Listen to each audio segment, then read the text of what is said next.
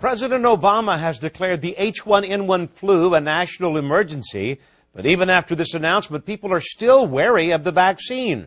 Reporter Kelly Moore is at the Providence Little Company of Mary Hospital to clear up confusion about the vaccine's potency and potential dangers. Thanks, Jen and Ben. Last week I spoke with locals about the H1N1 vaccine, and overall the consensus was to not get vaccinated because people had so many concerns. I was surprised even when I spoke with a pregnant woman who said she was not going to get vaccinated because she was concerned the vaccine could affect her baby and make it sick, even though she's in the high-risk group. Now that's why I've decided to come to the Little Company of Mary, where I'm going to speak with a medical professional, hopefully get some answers and separate fact from fiction. I don't think it's as serious as everybody's saying it is. Lucan is talking about the H1N1 virus, but President Obama has declared swine flu a national emergency. And according to the latest government estimates, the virus has killed 1,000 people in the United States since April.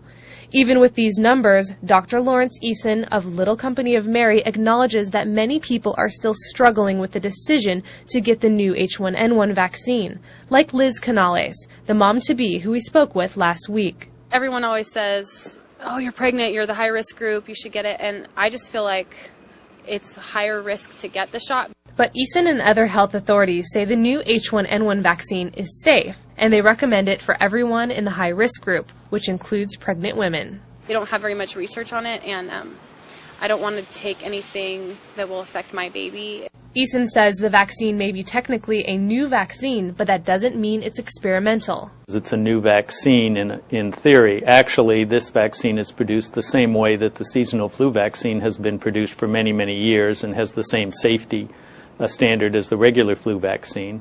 And what about Pat Rice, who answered this way when asked if she would get the H1N1 vaccine? No, I don't think so, because I already had the flu. Well, there are many flu-like illnesses that are not protected by the seasonal flu vaccine, and the two shots should be considered separate, but often are not. There are innumerable numbers of potential strains of influenza, and the vaccine does cover the majority and gives very good protection.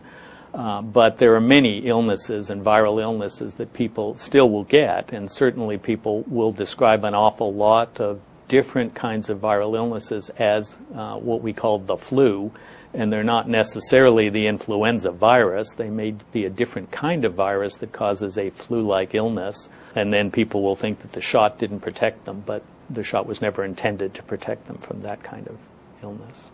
And there's also the concern of the availability, since the H1N1 influenza vaccine has been arriving in limited quantities. If it comes around, I will.